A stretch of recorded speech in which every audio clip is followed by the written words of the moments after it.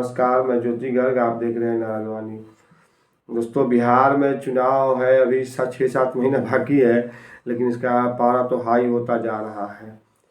अभी कई media, national media में आप लोग भी ने सुना होगा, देखा होगा कि एक तरफ नीतीश जी अपने पुत्र निशांत कुमार को राष्ट्रीय अध्यक्ष बनाने की सोच रहे हैं। जनता दल यूनाइटेड के राष्ट्रीय अध्यक्ष बन सकते हैं निशांत कुमार।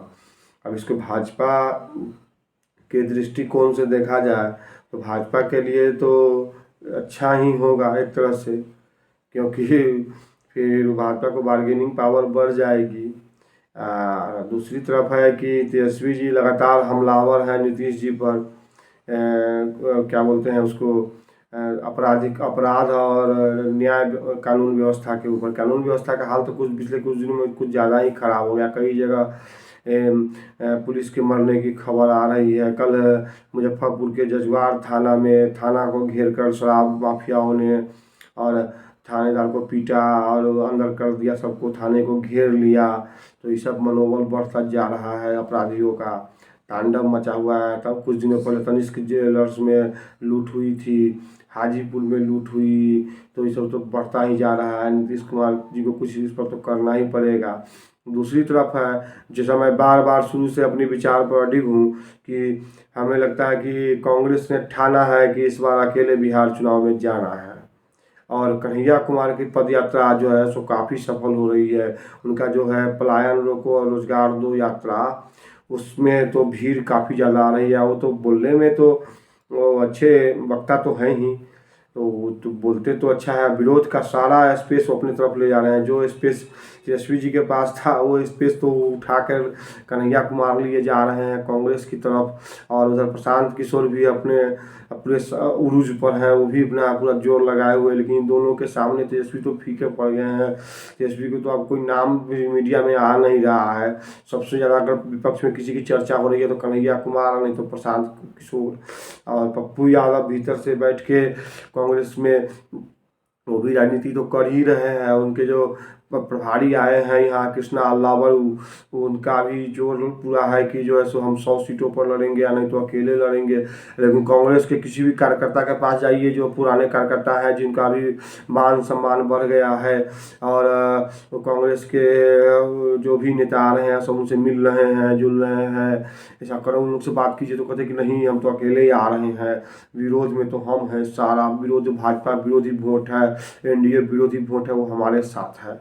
और खुलेआम वो कहते हैं अंदर अंदर खाने कि हम लोग इस बार अकेले लड़ने के मूड में हैं, नहीं तो 100 से ऊपर से बड़े भाई हम हैं। जो राजद तो छोटा भाई है, क्षेत्रीय दल है। तो इसी से एक चीज़ तो खैर सामने हो रही है, ये साफ हो रही है, जो मैं बार बार शुरू से कह रहा हूँ कि कांग्रेस अकेले लड़ेगी या नहीं तो क्षेत्रीय पार्टियों को समेट देगी। और यहाँ ही नहीं, यूपी में भी वही करेगी। जो बिहार में किया है वही यूपी में करेगी। तेजस्वी जी के लिए बहुत राह कठिन होने जा रहा है। और भाजपा अभी हम शुरू से कह रहे हैं कि इस दिन का इंतजार कर रही है कि जिस दिन दोनों अलग हो जाए, उसके बाद भाजपा को का बार्गेनिंग पावर नीतीश जी के सामने बहुत ज़्यादा बढ़ जाएगा। और जितनी भी छोटी पार्टियां हैं उस सबको छोटा छोटा सीट हिस्सा देकर और आगे की तरफ बढ़ जाएगी। भाजपा तो उस जमींदार की तरह हो गई है कि जो अपनी ज़मीन का जो बटाई पर और मनी पर लगा देता है छोटे छोटे सीमांत किसानों के पास, और कहता है कि जो तुमको उपजाओ और तुमको क्या उपजाना है वो भी मैं बताऊंगा, और फिर तुम हमें दो और उसके बदले उसमें तुम भी जियो। उस तरह सबको दे रही है। जितने भी जो जेपी आंदोलन से निकली हुई पार्टियां थी, जो पारिवारिक पार्टियां में बदल गई, उन सब का तो वही हाल है। चाहे बिहार हो, यूपी हो, देख लीजिए आप भाजपा के जो भी समर्थक पार्टियां हैं उनके साथ क्या हो रहा है। और उधर प्रशांत किशोर तो लगे हुए ही हैं। उनका तो तर्क है, उनका मैंने शुरू में कहा कि वो और विरोध की दो ही आवाज़ सुनने में अभी आ रही है। तेजस्वी जी को तो पीआर मैनेजमेंट है, उससे तहत आवाज़ है, लेकिन ये तर्क से तो बात उठा नहीं सकते हैं। तर्कपूर्ण बात अगर कोई कर रहा है तो प्रशांत किशोर और कन्हैया कुमार। कन्हैया कुमार के आने से अंदर खाने बात चल रही कि लालू जी काफ़ी रुष्ट हैं उनको वो सोनिया जी से मिलना चाहते हैं, लेकिन सोनिया जी ने समय नहीं दिया है। उधर उन पर दबाव बनाने की एक और रणनीति पर काम कर रही है भाजपा। और ईडी और सीबीआई ने, ईडी ने खासकर पटना में सम्मन भेजा है। आज राबड़ी देवी जी से, पूर्व मुख्यमंत्री राबड़ी देवी जी से नौकरी के बदले जमीन घोटाले पर प्रश्न पूछे जाएंगे, उनको उन्हें जवाब देना है। कल फिर लालू जी को बुलाया जाएगा, यानी परिवार पर भी पूरा प्रेशर बनाया जा रहा है। और कांग्रेस इससे खुश है। कांग्रेस के किसी भी प्रवक्ता या किसी भी समर्थक से आप सुनिए तो कह रहेगा चुप के, वैसे तो मीडिया में आके विरोध करता है कि जैसे सभी सीबीआई तोता है, ईडी तोता है, भाजपा की विंग है। लेकिन जब आरजेडी पर ऐसा हो रहा है तो अंदर खाने जब उनसे बात कीजिए उनके नेताओं से, तो कहते हैं कि अच्छा तो हो रहा है, जो किया है तभी तो हो रहा है। तो बताइए, अब आप लोग सोचिए कि इसका क्या मतलब होता है और कैसे क्या होगा। तो बिहार चुनाव जो है सो काफ़ी रोमांचक होता जा रहा है। हमें लगता है कि मैं बार बार कह रहा हूँ कि जो अगस्त सितंबर में जाकर, सितंबर अगस्त भी नहीं, सितंबर में जाकर दुर्गा पूजा के आसपास जब चुनाव उरूज पर जाएगा, तब जाकर के जब हो जाए कि आजकल में घोषणा होने वाली है, तब जाकर के पता चलेगा कि असली में गठबंधन है कौन और कौन कहाँ है। सभी जातियों को तोड़ने से, बिहार में तो मुख्यतः जातियों पर ही चुनाव होगा, जातियों के आधार पर ही मतदान पड़ेगा। जातीयता के आधार पर सभी एक दूसरे को समाप्त करने में लगे हुए हैं। जैसे उस दिन मैंने पिछले वीडियो में भी बताया था कि होली का समारोह था, तो उसमें चिराग पासवान बोले कि नवंबर में असली होली मनाएंगे जब मोदी जी के विचारों की सरकार आएगी बिहार में, तब मोदी जी की विचारों की सरकार आएगी। इसका मतलब क्या हुआ कि नीतीश जी के विचारों की सरकार नहीं। 20 साल से तो नीतीश जी के विचारों की सरकार है। बिहार में एक कहावत तो प्रसिद्ध हो गई है, सरकार किसी की हो मुख्यमंत्री तो नीतीश कुमार है। तो निशांत कुमार उस लेगेसी को कितना आगे ले जा सकते हैं, ये भी देखने की बात है। उसके वोट में टूट है, क्योंकि जो सानी वोट था और नीतीश जी का परंपरागत वोट था, जिसको वर्गीकरण करके उन्होंने अपने साथ जोड़ा था, जो तत्मा समाज है उनका वोट था, तो उनका भी एक नया लीडर उभर रहा है, आईपी सिंह। तो उनका भी जो सो अलग हो रहा है। तो बिहार में तो हर जाति में एक नेता होने जा रहा है। हमें जैसे छोटी जाति हो, छोटी जाति से मतलब है कि संख्या के आधार पर एक किसी का 1% हो, कोई 2% हो, कोई 5% है, उसकी भी एक जाति है, नेता है। 4% है, उसका भी एक नेता है। और नीतीश जी के पुत्र को आगे बढ़ाने से मैंने शुरू में ही कहा था कि चिराग पासवान को बहुत धक्का लगा है, और साथ साथ सम्राट चौधरी को भी बहुत धक्का लगा है। सम्राट चौधरी तो मन ही मन खुश हो रहे थे कि जो लव कुश का कोई विकल्प है तो हम ही हैं। लेकिन आज वो उपिंदर कुशवाहा भी पछता रहे होंगे कि यदि वो अगर नीतीश जी के साथ रहे होते तो आज सेकेंड नंबर के नेता तो वही होते। आरसीपी सिंह भी पछता ही रहे होंगे। लेकिन नीतीश जी तो मैं शुरू से ही कह रहा हूँ कि पुत्र को ला करके बहुत बड़ा चाल चल रहे हैं। तो बिहार चुनाव में तो अभी यही सब नज़र आ रहा है। प्रशांत किशोर जी कह रहे हैं कि हम पहली कैबिनेट पर सरकार बनी तो पहली कैबिनेट में ही दारू चालू कर देंगे।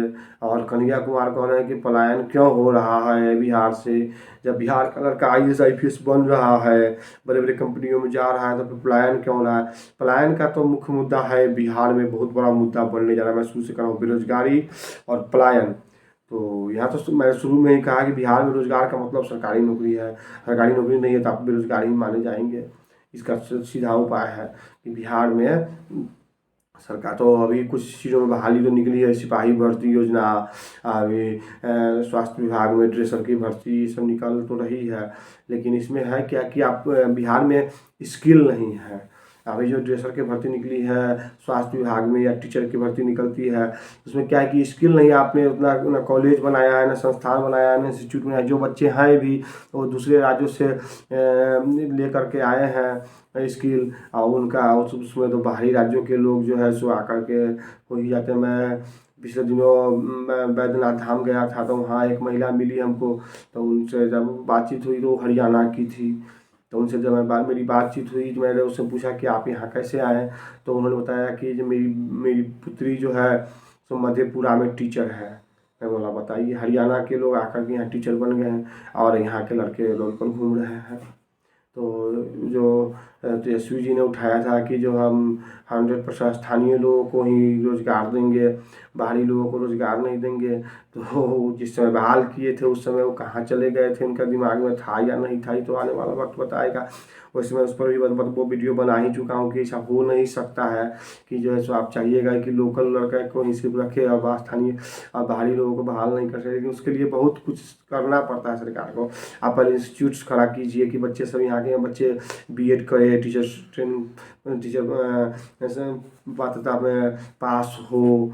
उसके बाद आपको मेडिकल इंस्टीट्यूट सब खड़ा करना पड़ेगा कि ताकि यहाँ के लड़के बन सके डॉक्टर, इंजीनियर, मेडिकल के स्टाफ, पैरामेडिकल स्टाफ। तो ये सब जो ये सब ट्रेनिंग का सेंटर तो है नहीं, प्राइवेट में है। प्राइवेट में इतना पैसा लग रहा है कि सबके बस की संभव की बात है नहीं कि जो कर सके। इसलिए बेरोजगारी और पलायन का मुद्दा बहुत भारी होता जा रहा है। इस पर नीतीश जी को ध्यान देना चाहिए था। तो आप तो इतना समय है नहीं कि आप कोई इंस्टीट्यूट खड़ा कर दे और जो डिग्री देना शुरू कर दें, क्योंकि जो यूनिवर्सिटियां हैं उनसे देखिए ना कितना निकल रहा है।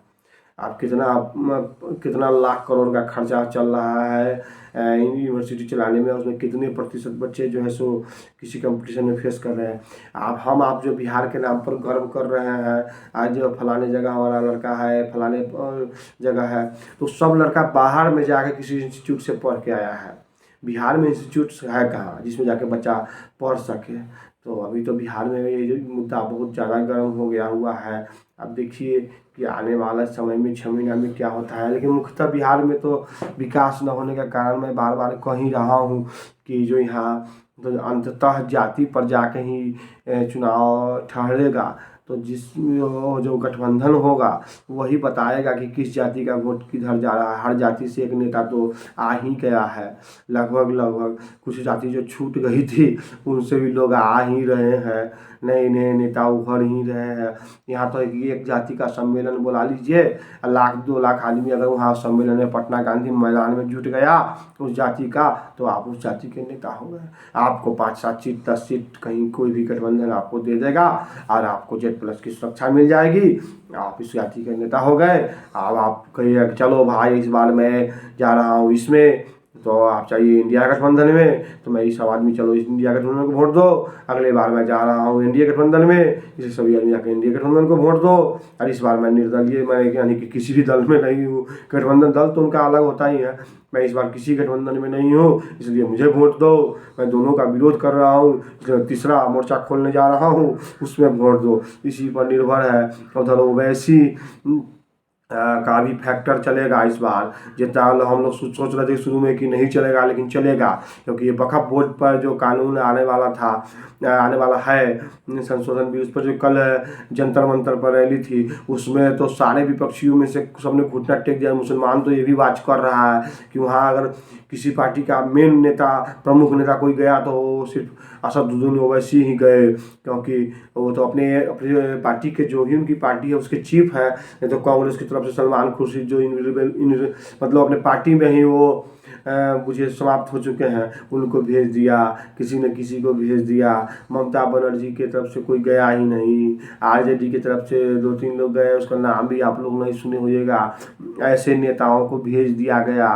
तो सब चीज़ पर लोग बात कर रहे हैं, अब देख रहे हैं। अभी आने वाला 6 महीना देखिए कि कैसे होता है बिहार के राजनीति। तो एक बार और बाढ़ आ जाएगा बिहार में, उसकी विभीषिका पहले झेल लीजिए जनता यहाँ की, उसके बाद चुनाव में जाइएगा। उसके बाद पता चलेगा कि चुनाव क्या है, चुनाव में क्या माहौल बनता है। जानते तो चुनना तो जाति को ही है, विकास तो जाए पीछे, पहले आए जाति, फिर इसके बाद करेंगे पाती। तो बात तो उसके बाद वोट के बाद मतदाता जो है मतदान कर रहा है जाति पर, चाहिए उसको विकास होगा कहाँ से, और उसके बच्चों को रोजगार मिलेगा कहाँ से। बूढ़ों का परदेश तो हो ही गया हुआ है, नौजवान सब बाहर चला गया हुआ है, इसी यहाँ बूढ़े और महिलाएं रह रही है। महिलाओं पर जो है सो देखिए नीतीश जी का जादू था। अब नीतीश जी जाते जाते क्या करेंगे, हमको तो जैसा लग रहा है कि वो आते आते अनाउंसमेंट कुछ ना कुछ कर देंगे। उसके बाद देखिए सभी पार्टियां अनाउंसमेंट कर रही है, उधर माई बहन सम्मान योजना है, कहीं कोई योजना है, सब चल ही रहा है। तो अब आप देखिए आने वाला समय क्या होता है। तो आज की नागवानी यहीं पर समाप्त हुई। इस चैनल को सब्सक्राइब कीजिए, लाइक कीजिए और दोस्तों के बीच में शेयर जरूर कीजिए। हर हर महादेव।